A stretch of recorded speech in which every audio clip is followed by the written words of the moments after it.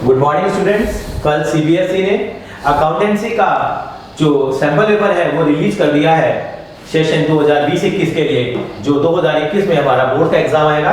तो मेरे साथ है सतीश जी, जो हम लोग साथ। Satish ji good morning.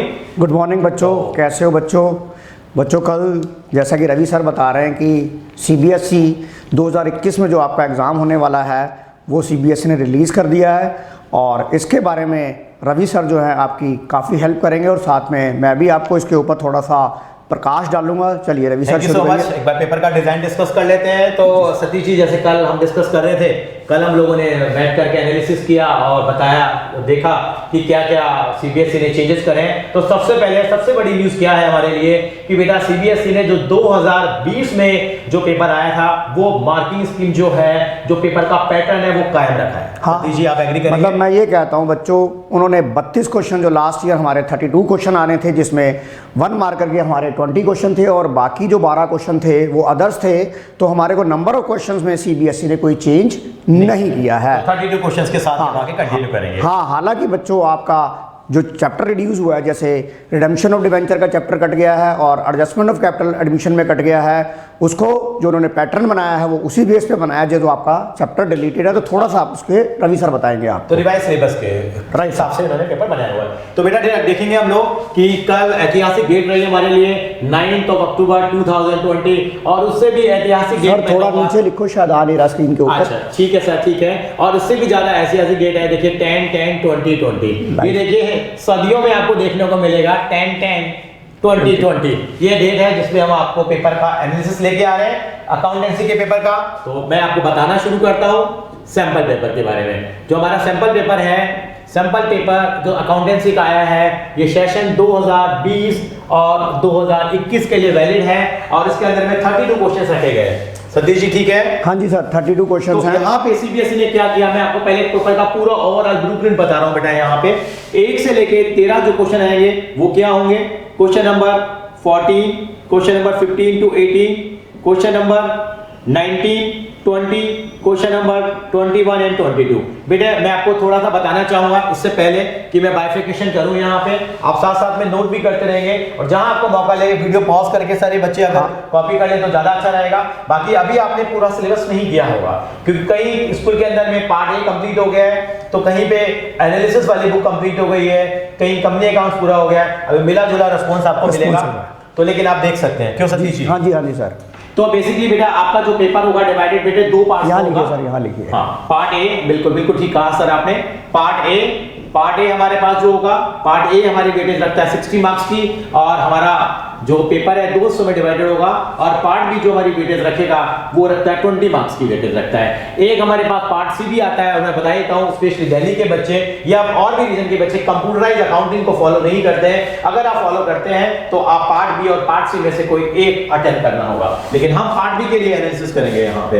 तो पार्ट ए हमारे पास कितने मार्क की वेटेज रखता है? 60 मार्क की वेटेज रखता है, और पार्ट बी 20 मार्क की। पार्ट ए जो है उसके अंदर से हमारे पास 22 क्वेश्चन पूछे जाते हैं, और पार्ट बी से हमारे पास 10 क्वेश्चन पूछे जाते हैं। और जैसे थोड़ी देर पहले सतीश जी ने बताया कि हमारे कुल कितने क्वेश्चन सवाल पूछे जाते हैं, 32 क्वेश्चन पूछे जाते हैं। और मैं बता देता हूं आपको, इसमें 6 सवाल और आपके पूछे जाएंगे जो किसके होंगे? चॉइस के होंगे।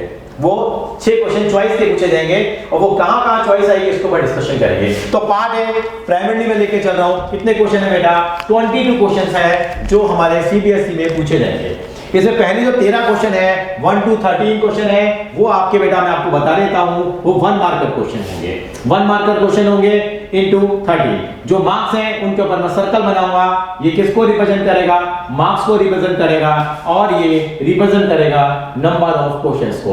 यानी कि मेरे पास 13 नंबर के जो क्वेश्चन पूछे जाएंगे पहले, वो मेरे 1 मार्कर होंगे यहाँ। उसके बाद मेरे पास यहाँ पे एक क्वेश्चन और पूछा जाएगा, वो 3 मार्कर होगा। एक क्वेश्चन वो 3 मार्क्स का होगा। यहाँ मेरे पास 4 क्वेश्चन पूछे जाएंगे, जो हर एक क्वेश्चन 4-4 मार्क का होगा। 16 नंबर के यहाँ से आएंगे। ये मेरे पास क्या आएंगे बेटा?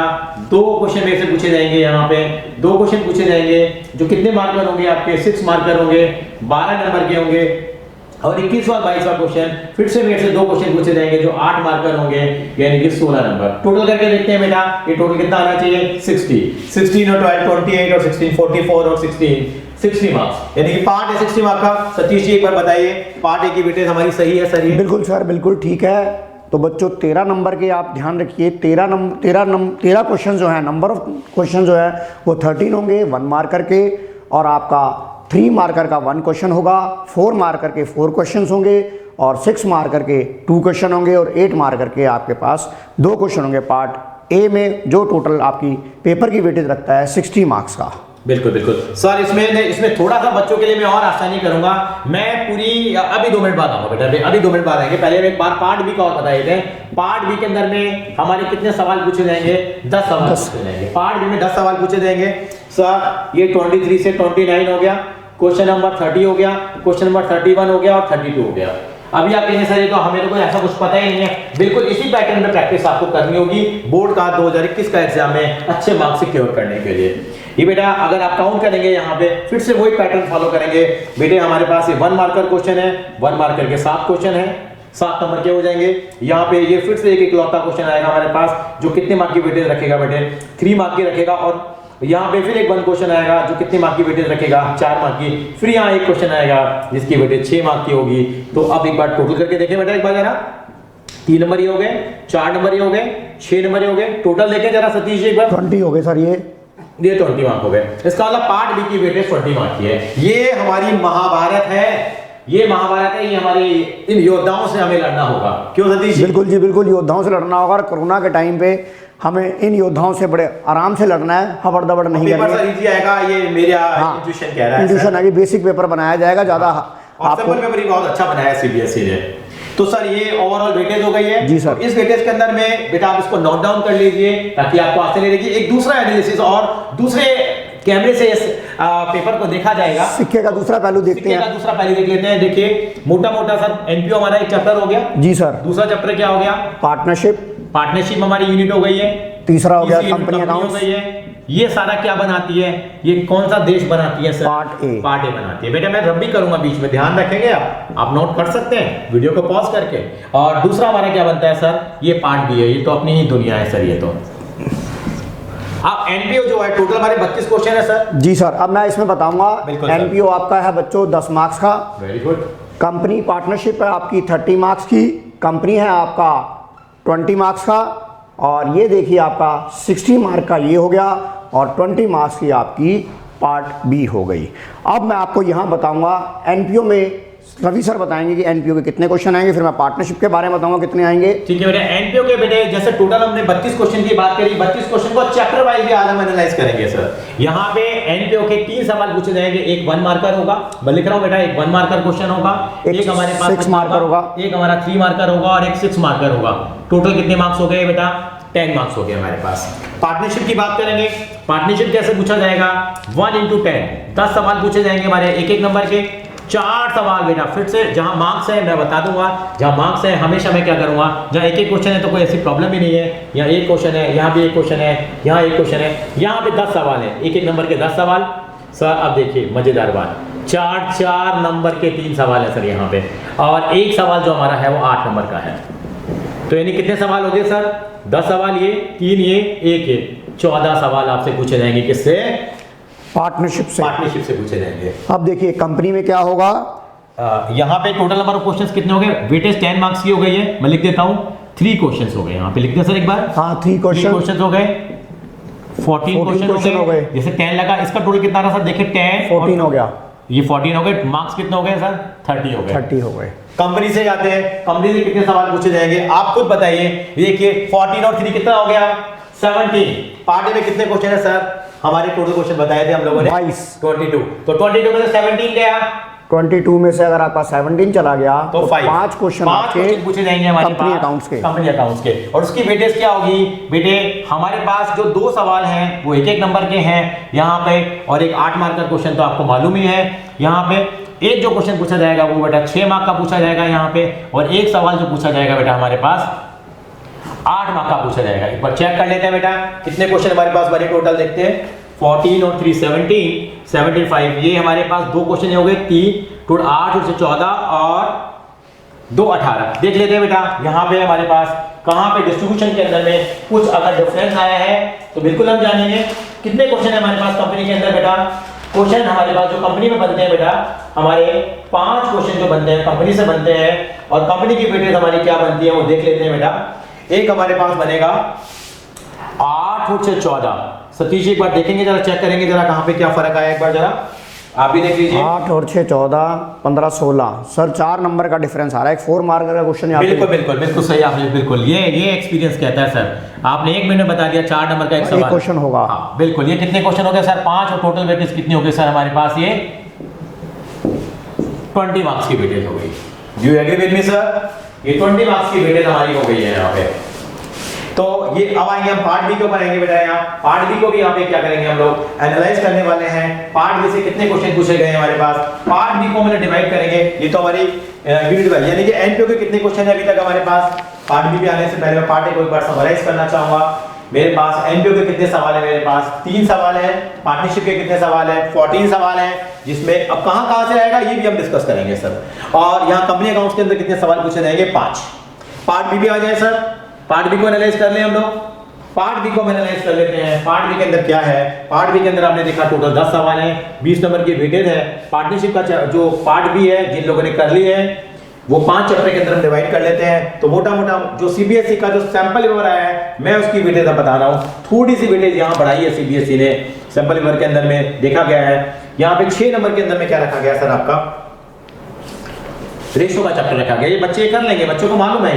ये रेशो का चैप्टर है, ये सीएफएस का चैप्टर है। रेशो एनालिसिस जिन लोगों ने कर लिया है या बाद में वो डिस्कस करेंगे सर 8। और ये जो हमारा चैप्टर है बिल्कुल ठीक है, ये हमारा 4 नंबर का है और यहाँ से 2 नंबर का पूछा है। टोटल लगा लीजिए बेटे 20 मार्क का आ गया। टोटल हमारा 20 मार्क का आ गया है। कैश फ्लो स्टेटमेंट में क्या आता है बेटे? एक 6 नंबर का क्वेश्चन है और एक नंबर के आपसे 2 सवाल पूछे गए हैं। रेशो के अंदर में क्या है बेटा? रेशो में 3 नंबर का एक सवाल है और एक नंबर के 3 सवाल हैं। और यहाँ पे आपसे 4 नंबर का सवाल पूछा गया है और यहाँ एक नंबर के 2 सवाल। देखिए सर एक नंबर के कितने हो गए? 1 और 1 2 3 4 5 6 7 1 मार्कर हो गए हैं, और एक 3 मार्क का, एक 4 मार्क का और एक 6 मार्क का क्वेश्चन। सतीश जी आप कुछ कहेंगे या पार्ट बी के बारे में? हाँ बच्चों, मैं अब आपको पार्ट बी से पहले मैं पार्ट ए में जो सबसे ज़्यादा वेटेज हमारी पार्टनरशिप की है मैं उसे डिस्कस करना चाहूँगा।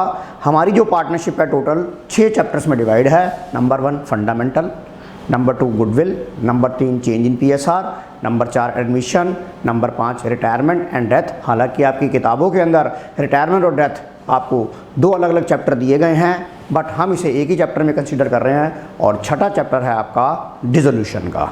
तो मैं अब आपको ये बताता हूँ कि टोटल पार्टनरशिप जो आपकी 30 मार्क्स में है, उनमें से इन 6 चैप्टरों में कितनी वेटेज दी गई है एज पर द ब्लूप्रिंट। हाँ, एज पर द ब्लूप्रिंट। तो और मैं वेटेज को यहाँ लिखना भी चाहूँगा सर एक बार के लिए, ठीक है? तो एक बार मैं आई थिंक सो बेटा एक बार आप स्क्रीनशॉट ले लीजिए इसका, या इसे कॉपी कर लीजिए। हाँ, ताकि बच्चे स्क्रीनशॉट ले पाए और उसको एक बार वो कॉपी कर ले बेटा। ये सारा आपके पास आ जाएगा, जिसके अंदर पार्ट ए और पार्ट बी के टोटल 22 क्वेश्चन के बारे में बताया गया है, और चैप्टर वाइज भी हमने बता दिया है आपको, यूनिट वाइज बता दिया है कि कहां से कितने क्वेश्चन पूछे जाएंगे। तो मिशन एनपीओ के लिए 3 सवाल है, पार्टनरशिप के लिए 14 क्वेश्चन है, जिसमें 10 छोटे क्वेश्चन है, 3 4 मार्कर है और एक 8 मार्कर है, और कंपनी अकाउंट्स के अंदर 5 सवाल है। इससे पहले सर 2 मिनट और लूंगा जरा मैं सर यहाँ पे।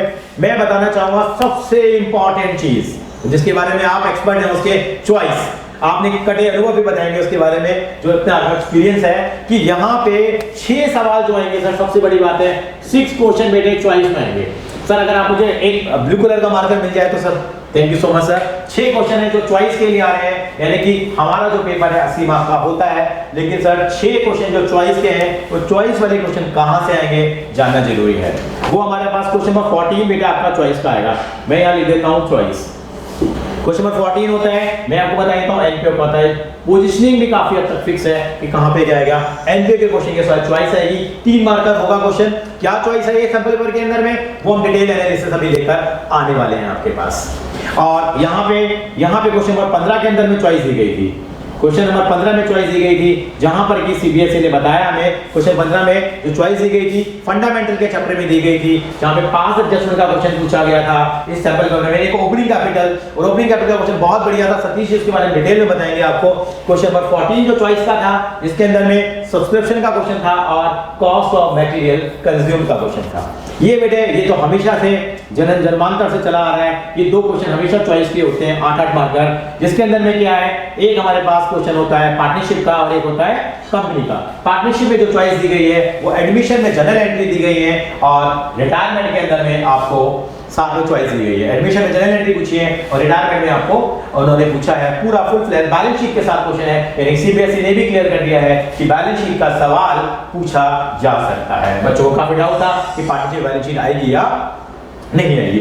और इसके अलावा क्वेश्चन नंबर ये हो गया 22 के अंदर में प्रोराटा के क्वेश्चन में चॉइस आती है, जिसके अंदर 8 मार्कर का प्रोराटा का क्वेश्चन पूछा गया है, जिसमें दोनों क्वेश्चन में प्रीमियम दिया गया है, साथ में कॉल से एडवांस है। दो क्वेश्चन और है चॉइस के, और यहाँ पे एक चॉइस आती है क्वेश्चन नंबर 30 में आपकी चॉइस आती है और एक क्वेश्चन नंबर 31 में चॉइस आती है। यानी कि मेरे पास अगर देखूं यहाँ पे चॉइस जो है क्वेश्चन नंबर 30 में रेशियो वाले चैप्टर में चॉइस है बेटा।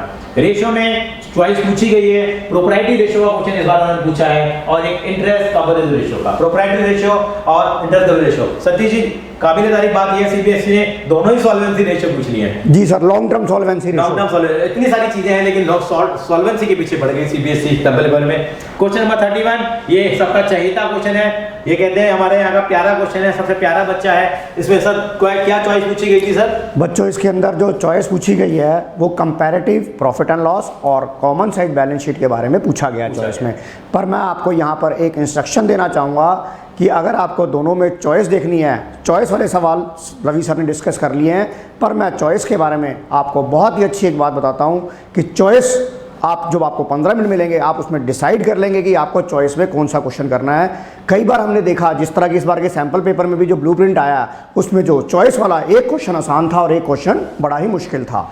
मैं बच्चों के पॉइंट ऑफ व्यू से कह रहा हूँ बेटा, जैसा कि क्वेश्चन नंबर 14 जो रवि सर ने बताया कि एनपीओ का चॉइस 14 नंबर क्वेश्चन है जो एनपीओ पे है, तो उसमें जो फर्स्ट चॉइस है, चॉइस में दोनों क्वेश्चन कौन से हैं, एक है कॉस्ट ऑफ मटेरियल कंज्यूम का और दूसरा था सब्सक्रिप्शन का। तो बच्चों सब्सक्रिप्शन में आप लोगों को ज़्यादा प्रॉब्लम आती है, तो इंस्टेड ऑफ कि आप सब्सक्रिप्शन का अकाउंट सवाल करते आप कॉस्ट ऑफ मटेरियल कंज्यूम का सवाल करोगे, उसमें एक तो आपका टाइम कम लगेगा और आपका आंसर एक्यूरेट आएगा, क्योंकि सब्सक्रिप्शन के आंसर में आप इतने ज़्यादा कॉन्फिडेंट नहीं हो पाते हो। आप अगर 10 क्लास के अंदर 10 बच्चों से सवाल पूछोगे तो आपका मोस्टली कईयों का आंसर सेम नहीं आता, but cost of material consume का आंसर आपको फर्स्ट टाइम में डिटेक्ट भी हो जाएगा, आंसर निकल भी जाएगा और आपका अड़ोसी पड़ोसी के साथ मैच भी कर जाएगा। सर अड़ोसी पड़ोसी नहीं सर, ऐसा नहीं आएंगे हम लोग। और लेकिन सर ये जरूरी है कि कॉस्ट ऑफ मटेरियल और सब्सक्रिप्शन की चॉइस है? नहीं, fund base accounting, fund base accounting आ जाए, जरूरी नहीं है, लेकिन बेटर है कि सब्सक्रिप्शन को जितना अवॉइड कर सके आप अवॉइड कर लें। मतलब अवॉइड मतलब बच्चों को थोड़ा सा मुश्किल लगता है वो चीज़, तो मैं ये कहता हूँ कि इंस्टेड ऑफ कि आप मुश्किल सवाल को ढूंढें, मुश्किल की तरफ भागें, आसान की तरफ भागो ना। जरूरी है कि मुश्किल तरफ भागना है। जैसे आपने बताया यहाँ पे चॉइस के अंदर बताया, यहाँ पे हमारे कंपैरेटिव वाला चैप्टर है, वहां चॉइस आती है। तो कंपैरेटिव बैलेंस शीट है और कंपैरेटिव इनकम स्टेटमेंट है, तो आप चाह रहे comparative sorry common size balance sheet बनाओ। कॉमन साइज को किया जाए, आप ये कहना चाह रहे हैं? रीजन मैं इसके पीछे बताता हूँ क्यों कॉमन साइज को किया जाए। क्योंकि कॉमन साइज आपने ये देखा जो कॉमन साइज में है आपका जो बेस रहता है, जैसे कि अगर कॉमन साइज बैलेंस शीट आती है तो आपका बेस जो रहता है वो रेवेन्यू फ्रॉम ऑपरेशन रहता है, और बैलेंस शीट के अंदर आइदर टोटल एसेट्स और टोटल लायबिलिटी, तो जो आपका डिनोमिनेटर है वो हमेशा सेम रहेगा, तो आपकी कैलकुलेशन इजी हो जाएगी और जल्दी हो जाएगा। इंस्टेड ऑफ जब अगर आप कंपैरेटिव बैलेंस शीट लगाते हैं तो आपकी जो कैलकुलेशन होती है वो बहुत ज़्यादा होती है, टाइम कंज्यूमिंग हो जाती है।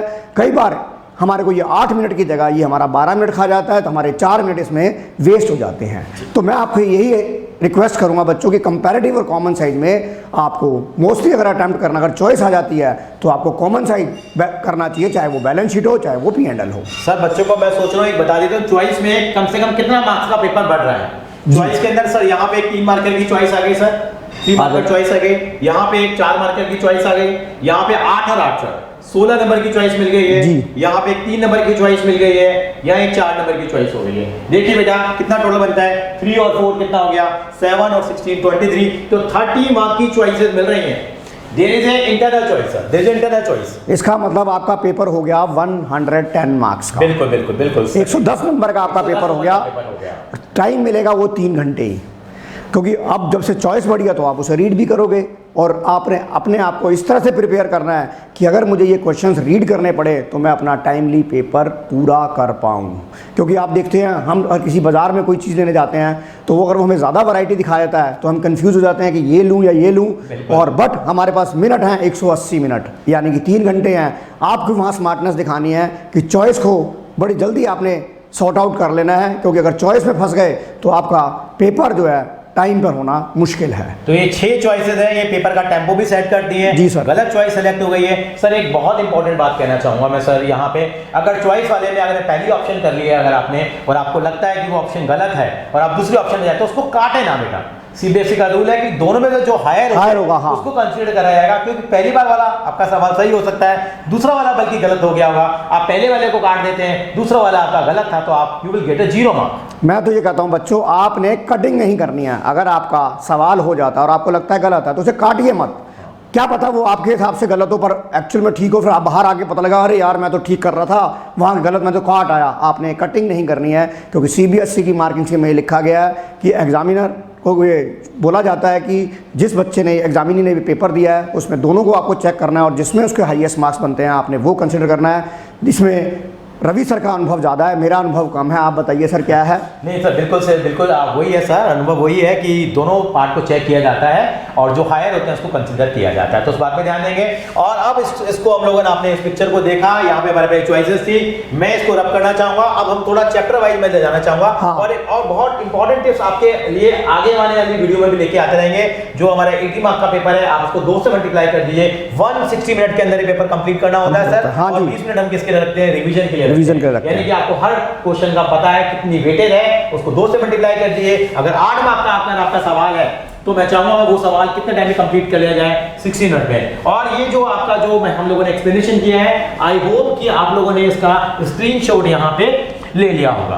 पर बाद में हाँ, पर बच्चों मैं आपको ये बताता हूँ कि आप अभी प्री बोर्ड का एग्ज़ाम देंगे, घबराना नहीं है, क्योंकि जो आपका स्कूल का पेपर बनता है वो आपका 3 घंटे में मोस्टली कंप्लीट नहीं हो पाता है, क्योंकि अगर वो थोड़ा ऊपर होता है। रीज़न ये चैलेंजिंग पेपर दिया जाता है। उसका रीज़न ये है कि अगर आपको स्टार्टिंग में ही अगर चैलेंज ना दिया जाए तो आप लापरवाह हो जाते हो। आपने कहा कि हमें तो अकाउंट्स आ गया, हमारे तो 80/80 आ रहे हैं, और आपकी स्पीड बढ़ाने के लिए जो पेपर पूछा जाता है वो थोड़ा सा लेवल उसका अबव एवरेज होता है, ताकि आपको कॉन्फिडेंस लाने के लिए कि भाई नहीं मुझे पेपर में करना है। हाँ, हालांकि सीबीएसई इतना मुश्किल पेपर नहीं पूछती है।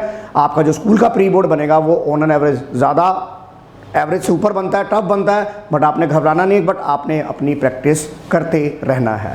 सर अब मैं चाहूंगा सर, आपने एक्सपर्ट एडवाइस है, मैं थोड़ा सा समराइज कर लेता हूँ इस चीज़ को सर। मैं चाहूँगा मैं मार्कर पे वापस आ जाऊँ सर एक बार। एनपीओ के साथ 3 सवाल हैं, अभी हम लोग डिस्कशन कर लिया था। एनपीओ का चैप्टर जो है 3 मार्क्स हैं इसके, सॉरी 3 क्वेश्चंस हैं। आप पार्टनरशिप के बारे में सर बताएंगे आपको। देखो बच्चों के बारे में बताएंगे। पार्टनरशिप जो 30 मार्क की वेटेज है उसके अंदर में सबसे ज्यादा ध्यान आपको क्यों देना है और किस चैप्टर में देना सर? आप मैं लिखता रहूँगा सर आपके लिए। देखिए बच्चों को सबसे पहला चैप्टर आपका बच्चों फंडामेंटल का, दूसरा है गुडविल का, तीसरा है चेंज इन पीएसआर का, और चौथा है आपका चैप्टर एडमिशन का, 5वां चैप्टर है रिटायरमेंट एंड डेथ का, और छठा चैप्टर है आपका डिसोल्यूशन ऑफ पार्टनरशिप फॉर्म। ध्यान दें बच्चे, ये बताइए सर। देखिए बच्चों में अगर आपको देखा, अगर मैं ब्लूप्रिंट को हमने कल रात को मैंने और रवि सर ने एनालिसिस करा तो हमें ये निचोड़ निकल के आया कि फंडामेंटल में से आपका जो 30 मार्क्स की अगर आपकी 30 मार्क्स की पार्टनरशिप है, तो मैं एक एक चैप्टर को डिस्कस करना चाहूँगा। आपकी जो 30 मार्क्स की जो पार्टनरशिप है उसमें जो 11 नंबर की है वो फंडामेंटल है। उसमें 11 नंबर की जो है वो फंडामेंटल है। इसका मतलब 1/3 पोर्शन से भी ज़्यादा फंडामेंटल में से सवाल पूछा गया है। मैं दोबारा बोलना चाहूँगा बच्चों कि 1/3 पार्ट से ज़्यादा आपका फंडामेंटल में से सवाल पूछा गया है। आपके 11 नंबर के फंडामेंटल में से हैं, उसमें पास एडजस्टमेंट भी है, गारंटी का सवाल भी है। और बच्चों मैं आपको ये बात बताना चाहूँगा कि एक फंडामेंटल चैप्टर सभी बच्चों के लिए बड़ा ही टफ चैप्टर होता है। तो मैं आपको कहूँगा इसमें टफ नहीं होता बेटा, क्योंकि रीज़न ये होता है कि आपकी इस फंडामेंटल के चैप्टर में प्रैक्टिस कम होती है। इसको जब तक आप बोर्ड से पहले 4 बार नहीं करेंगे बेटा, आप वहाँ सिली मिस्टेक्स करोगे ही करोगे।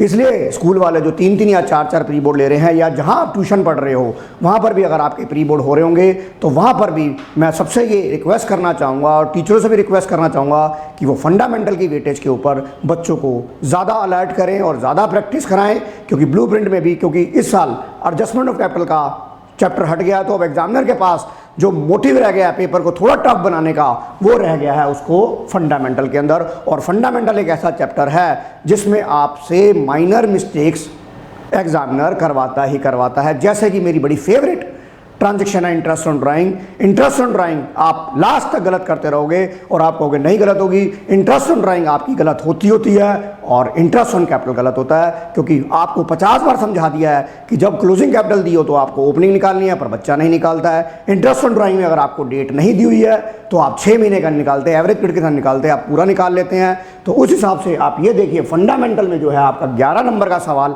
11 नंबर का पेपर आना जो 1/3 पोर्शन को कवर करता है, उसमें आपका 3 जो 1 मार्कर के जो क्वेश्चन होंगे, 1 मार्कर के आपके 3 क्वेश्चन होंगे, 1 मार्कर के आपके 3 क्वेश्चन होंगे और 4 मार्कर के आपके जो हमारे सीबीएसई के सैंपल पेपर में दिया हुआ है बेटा के बेटे सजेस्ट 2 क्वेश्चन होंगे। हाँ, सैंपल पेपर स्कीम बाकी सीबीएसई ने टोटल पैकेज जो 30 नंबर का दिया है ये बेटे आगे पीछे भी हो सकती है। This is strictly as per the CBSE sample paper for 2020 and 21।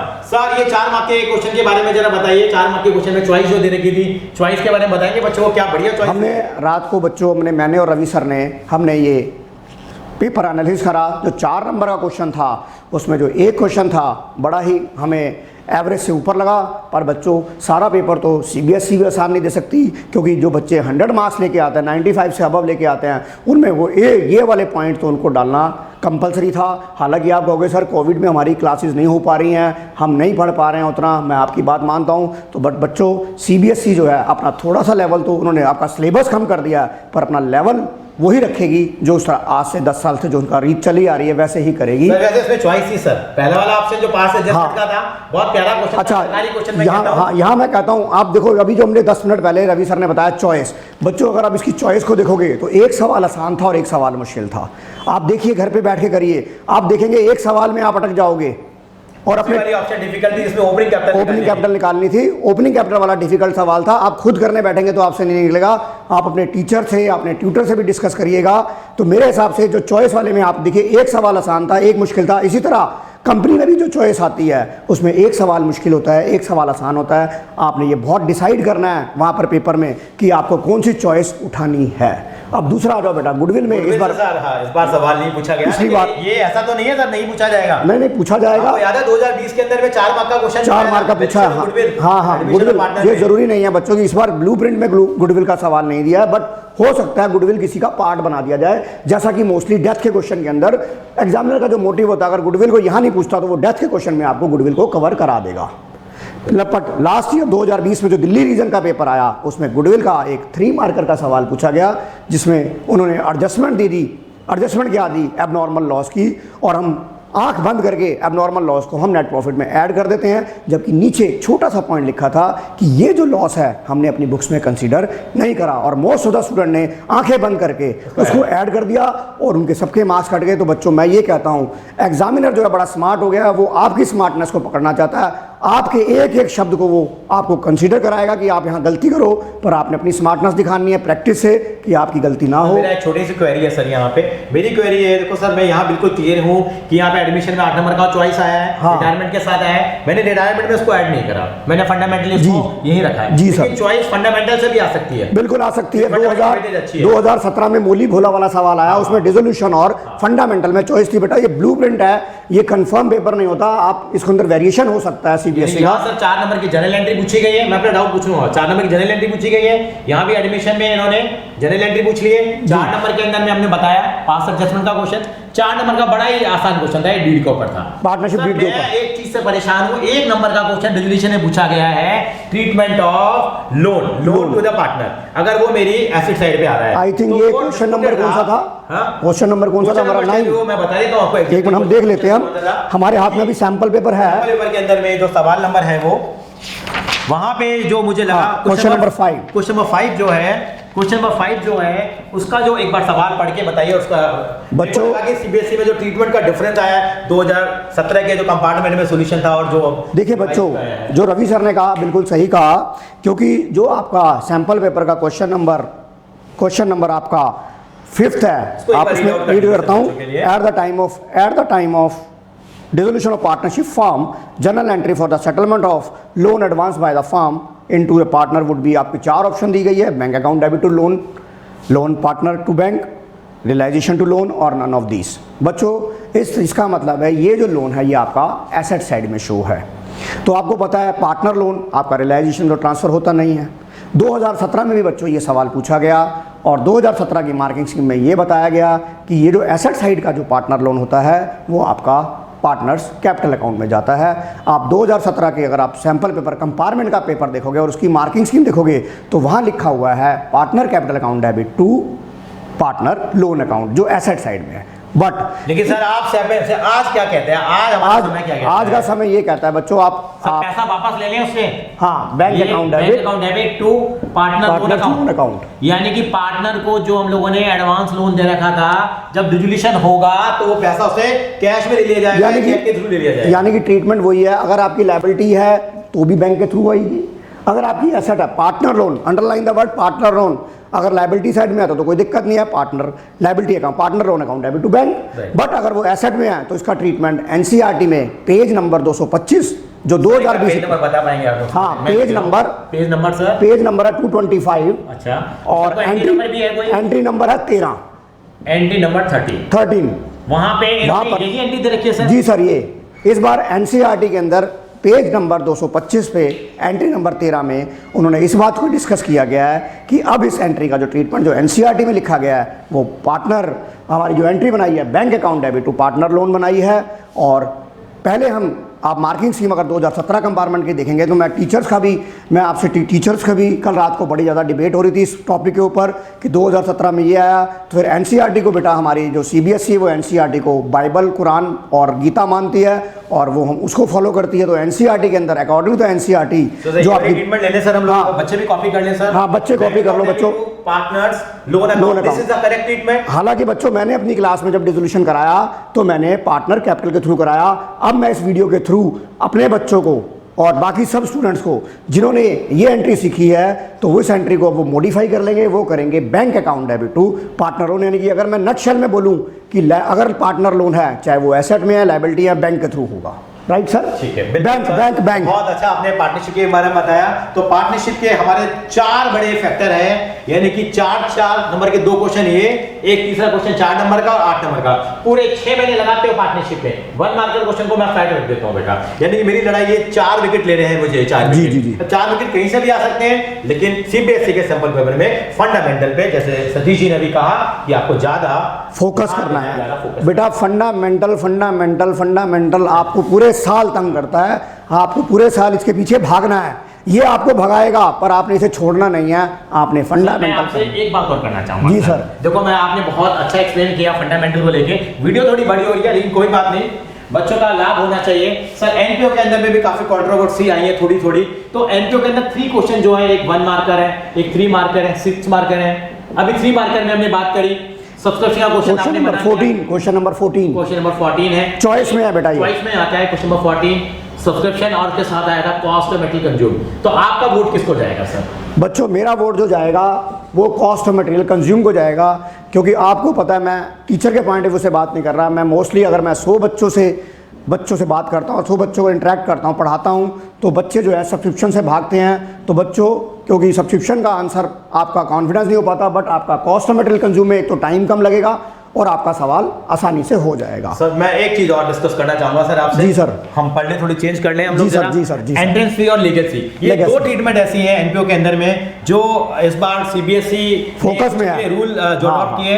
Entrance fee के बारे में सर, एंट्रेंस फी की क्या फाइनल ट्रीटमेंट बच्चों को करनी है, पहले क्या था क्या नहीं था, मुझे नहीं जाना डिटेल में बेटा। इतिहास भूल जाओ, इतिहास भूल जाओ, याद रखो। क्या करेंगे एंट्रेंस फी में सर आज? हमें बेटा हार्ड वर्क भी करना है और स्मार्ट वर्क भी करना है। हमें बच्चों पेपर के लिए हार्ड वर्क भी करना है और स्मार्ट वर्क भी करना है, ठीक है। हमें आगे सीए करनी है, एमबीए करनी है, वहाँ हम डिटेल में पढ़ेंगे। बट मैं आपको नटशेल ये बताऊंगा कि एंट्रेंस फीस सीबीएसई ने बिल्कुल क्लैरिफाई कर दिया है, ये आपकी रेवेन्यू रिसीट होगी, और ये इनकम एंड एक्सपेंडिचर के कुछ भी हो जाए, दुनिया इधर से उधर हो जाए, इनकम। और ये आपको बताना चाहूंगा, ये इसके थ्रू आप देखेंगे क्वेश्चन नंबर 19 में ये हमें दिया भी हुआ है, एंट्रेंस फी से रिलेटेड ट्रीटमेंट पूछी गई है, जिसमें एंट्रेंस फी को आपको क्या माना जाएगा? इनकम माना जाएगा। और आपको ये आएगा आपका credit side of income and expenditure. Credit side sir, एक मिनट साइड में credit side of income and expenditure. ये हम लोग दिखा देंगे। सर दूसरा- लेगेसी को लेके भी बहुत सारी बातें हैं, क्या पहले था क्या नहीं था, बच्चों को कहानी नहीं बतानी, बतानी, एग्जाम ओरिएंटेड प्रिपरेशन के लिए है। लेगेसी की क्या ट्रीटमेंट है सतीश जी बता रहे हैं, आज हम क्या करेंगे, पहले क्या करते थे छोड़ दिए। देखिए बेटा, अगर खाली देखिए, मेरा नाम है सतीश कुमार भट्ट, इनका नाम है रविंदर अग्रवाल, यानी कि जब इनके आगे सरनेम लग गया तो ये बनिया बन गए और मैं पंजाबी बन गया। तो देखिए, अगर खाली ये रवि है तो ये नहीं पता ये बनिए हैं या मुसलमान है या हिंदू है या ईसाई है। मैं सतीश हूँ। आप कहोगे नहीं सर, रवि नाम तो हिंदुओं का होता है। हाँ बिल्कुल ठीक कह रहे हो बेटा। अब आप देखिए, इसी तरह से एग्जाम्पल समझाऊंगा। जो लिगेसी है, लिगेसी के आगे कुछ नहीं लिखा हुआ, इसका मतलब ये जर्नल लिगेसी है। इनकम मान ले सर इसको। हाँ, इसको इनकम मान लो। और सर इसके साथ इसकी कास्ट लगा दी, कास्ट लगा दिया, इसका सरनेम लग गया।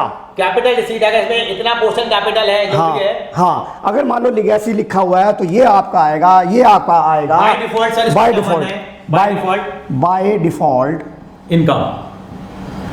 आपको क्रेडिट साइड में लिखना है सर। अब थोड़ा साइड में होंगे, क्रेडिट साइड ऑफ। और सर अगर ये कैपिटल रिसीट है, अगर इसके साथ सरनेम लग गया, यानी कि लिगेसी फॉर बिल्डिंग, स्पेसिफिक है। हाँ, लेगेसी अगर स्पेसिफिक है, जैसे सतीश जी ने भी क्लियर किया यहाँ पे कि स्पेसिफिक अगर लेगेसी है तो उसको आपको कैपिटल रिसीट मानना है और it will be shown on the liability side of the closing balance sheet. Closing balance sheet तो सीधी सी बहुत इंपॉर्टेंट थी दोनों चीजें, एंट्रेंस फी एंड लेगेसी। आप फिर दोबारा से मैं आपको बताऊंगा बेटा, एंट्रेंस फीस को सिंपल आंखें बंद करके credit side of income and expenditure में लिख दीजिए। और अगर लेगेसी है और उसका सरनेम कोई नहीं लगा हुआ, अकेली लेगेसी लिखी हुई है, दैट इज कॉल्ड जर्नल। जैसे हम डोनेशन के बारे में बात करते हैं, खाली डोनेशन दी है तो आप उसे ट्रीट करते हो जनरल डोनेशन, और कोई बिल्डिंग के लिए डोनेशन दी है तो स्पेसिफिक डोनेशन है। उसी तरह लेगेसी के बारे में अगर कुछ नहीं लिखा हुआ तो बाय डिफॉल्ट हम इसे जर्नल लेगेसी मानेंगे और जर्नल लेगेसी को हम इनकम एंड एक्सपेंडिचर के क्रेडिट साइड में लिखेंगे। बट अगर लेगेसी के बारे में कोई स्पेसिफिक रीज़न दे दिया, जैसे legacy for building, legacy for car parking, what ever जो भी है, अगर उसका सरनेम लिख गया तो वो आपकी कैपिटल शीट हो जाएगी और वो क्लोजिंग बैलेंस शीट के क्रेडिट साइड में, लायबिलिटी साइड में, सॉरी क्रेडिट साइड नहीं हुआ, लायबिलिटी साइड में आपको शो करना पड़ेगा। और एक बात और बताऊंगा बेटा, life membership fees, life membership fees भी आपकी कैपिटल शीट होती है। इसे आप ऐड कर देंगे कैपिटल फंड में। लाइफ मेंबरशिप को आप ऐड करेंगे कैपिटल फंड में। फंड में ऐड ना करूं, अगर मैं लायबिलिटी साइड पे अलग से दिखा दूं तो भी गलत है क्या? सर देखिए, अब सीबीएसई की मार्किंग स्कीम क्या आती है, नॉर्मली हमने देखा मार्किंग स्कीम में अलग से दिखा दोगे तो भी देख। बट अगर आप किताब खोल के देखोगे तो उन्होंने बोला, स्पेसिफिकली बोला हुआ है कि life membership is added to the general fund या कैपिटल फंड। तो मैं आपसे यही हिदायत करूंगा कि आप जैसे सरप्लस और डेफिसिट को प्लस या माइनस करते हैं तो आप लाइफ मेंबरशिप फीस को भी आप कैपिटल फंड में ऐड करें। थोड़ा कंपनी और पार्ट बी के ऊपर भी देख लें, बड़ी हो रही है बिल्कुल बेटा, सॉरी चाहेंगे इसके लिए, लेकिन आपके लिए हम चाहते हैं एक ही शॉट के अंदर में सारी चीजें कवर हो जाएंगे। एक ही बार के अंदर में कंपनी अकाउंट्स है और उसके बाद कंपनी अकाउंट्स के अंदर अभी हम लोगों ने करा था, वहां देखिए हमारी कैलकुलेशन मिस्टेक भी हुई थी, तो सतीश जी ने फटाफट ढूंढ ली थी 1 + 1 + 4 + 6 + 8। सर यहाँ पे चॉइस है सर, यहाँ पे मैं 4 मार्कर क्वेश्चन जो सीबीएसई में इस बार जो आया है वो बहुत प्यारा क्वेश्चन आया है जो मिसिंग फिगर का आया है। मैं कहना चाहूंगा मिसिंग फिगर का जो क्वेश्चन यहाँ पे आया है 4 मार्कर का, वो हम लोग लेके आएंगे, एक वीडियो बनाएंगे जरूर आपके लिए जहाँ पे हम डिटेल डिस्कशन करेंगे पेपर के बारे में कि मिसिंग फिगर का जो क्वेश्चन आया था 4 मार्कर का, यानी कि कंपनी अकाउंट्स के अंदर 3 बड़े बड़े विकेट हैं। और यहाँ पे जो 6 मार्कर क्वेश्चन आया था थोड़ा सा अलग अलग करें सर। यहाँ पे जैसे सर मैं थोड़ा सा आपसे डिस्कस करूंगा सर, यहाँ शेयर की जो 1 मार्कर आए थे दोनों शेयर से पूछे, 4 मार्कर शेयर से था, 8 मार्कर शेयर से था, तो इसका मतलब सर ये 14, और जो 6 मार्कर क्वेश्चन था वो डिबेंचर का था। तो डिबेंचर के अंदर में दोनों 2 पार्ट बनाए, एक 3 मार्कर और एक 3 मार्कर। सर 3 मार्कर पहला क्या था और 3 मार्कर दूसरा क्या था? पहला जो 3 मार्कर था बच्चों वो था other than cash, issue of debenture other than cash, issue of debenture for other than. प्यारा क्वेश्चन था पर ये हाँ, देखा हाँ। हो तो सर ये बच्चों को बताइए सर। हाँ, देखिए ऐसा है, मैं पिछले 25 साल से बच्चों के अकाउंट पढ़ा रहा हूँ और मैं हर बार बच्चों को बताता हूँ कि देखिए आपने पिछले 10 साल के अगर आप क्वेश्चंस पेपर देखेंगे तो आपको वहाँ देखिए कॉन्सेप्ट लिखा हुआ है कि जो हम वेंडर से एसेट टेक ओवर करते हैं वो एग्रीड वैल्यू होती है। मान लीजिए सर, ये एग्रीड वैल्यू का मतलब क्या है, मान लो मैं रवि जी का बिजनेस खरीद रहा हूँ। रवि जी, अगर आप मुझे अपना बिजनेस खरीद रहे हैं और रवि जी ने कहा कि मेरी ये जो बिल्डिंग है वो 10 लाख रुपए की है, हालांकि इसकी बुक वैल्यू 8 लाख रुपए की थी। तो रवि जी कह रहे हैं कि भैया मैं तो 10 लाख में दूंगा, तो बताओ क्या मैं 8 लाख में लूँगा या 10 लाख में। वो कह रहे हैं कि मैं 10 लाख में बेचूंगा। आप किसी दुकान से सामान लेने जाते हैं तो आपको जो चीज़ ऑफर की जाती है उसके बाद आप दोनों में नेगोशिएशन होता है, तो उसके बाद एग्रीड वैल्यू ली जाती है, बुक वैल्यू नहीं ली जाती। अभी तक हमने जितने भी सवाल देखे पेपरों में, ये सवाल मुझे सबसे अच्छा सवाल लगा, क्योंकि यहाँ पर एग्जामिनर ने इस पर ब्लूप्रिंट के अंदर एग्रीड वैल्यू दी है। और कॉन्सेप्ट ये कहता है कि जो आप अदर देन कैश में एसेट टेक ओवर करते हैं वो एग्रीड वैल्यू पे करते हैं। अगर एग्रीड वैल्यू 0 हो और बुक वैल्यू होगी तो आपको 0 कंसीडर करना है। जैसा कि सवाल में हमारे दिया हुआ है कि एग्रीड वैल्यू है तो आप बुक वैल्यू को कंसीडर नहीं करेंगे। बहुत ही अच्छा निकल के आएगी सर, आपको हाँ, गुडविल निकल के आएगी, 10 लाख रुपए की गुडविल निकल के आएगी। आपको बुक वैल्यू कंसीडर नहीं करना है, आपको एग्रीड वैल्यू करना है। अगर आप अपनी बुक ओपन करेंगे, चाहे आप ग्रेवाल साहब की बुक फॉलो करते हो, चाहे आप गोयल साहब की बुक फॉलो करते हो या शर्मा जी की बुक फॉलो करते हो, तो आप देखिए वहां पर जब लिखा होगा एसेट के बाद में ब्रैकेट में लिखा होगा एग्रीड वैल्यू, आपने इस पे आपका 1 मार्कर क्वेश्चन भी बन सकता है। बच्चों को लिखने भी दें हम लोग, थोड़ा साइड होना पड़ेगा हमारे पास। तो ये जो क्वेश्चन था अदर देन कैश का था, और जो दूसरा क्वेश्चन आया बेटा प्रोरोटा अलॉटमेंट का आया था, प्रोरोटा अलॉटमेंट का आया था, ओवर सेक्शन का आया था, क्योंकि अब एग्जामिनर ने आपको जो हमारा सीबीएसई का सिलेबस खत्म हुआ है उसमें रिडेम्पशन खत्म कर दिया। तो उसने एक तरह से देखिए ओवर सब्सक्रिप्शन दोनों जगह पूछ लिया।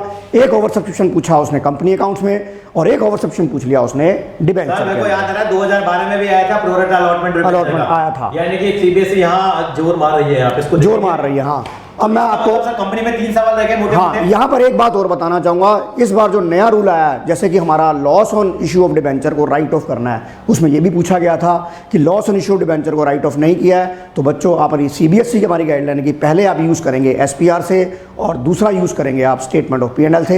आप ये देखिए इस सवाल के अंदर आपको स्टेटमेंट ऑफ एसपीआर का बैलेंस नहीं दिया हुआ था, तो कई बच्चों ने यहाँ गलती करते हैं कि वो एसपीआर को कंसिडर नहीं करते हैं। बट जब आपने ये सवाल प्रोराटा का जब आप पढ़ोगे तो आपने जो इशू किया था वो आपने किया था एसपीआर में, सिक्योरिटी प्रीमियम रिजर्व में। तो आपको 1 तारीख को आपने इशू करी थी एंट्री, तो 1 तारीख को आपके पास सिक्योरिटी प्रीमियम रिजर्व का बैलेंस आ गया। तो सबसे पहले आप सिक्योरिटी प्रीमियम रिजर्व को यूज़ करेंगे, उसके बाद जो बैलेंस आएगा, जैसा कि इसमें 1 लाख रुपये आपका loss on issue of debenture आया था, तो 50,000 आप एसपीआर से यूज़ करेंगे और 50,000 आप स्टेटमेंट ऑफ पी&एल से। बस सर बच्चों को पार्ट बी के बारे में और बता देते हैं। सर पार्ट बी आप बताइए, मैं ज़रा थक गया हूँ, आप पूरा डिस्कस करिए, मैं यहाँ से जा रहा हूँ। थैंक यू बेटा।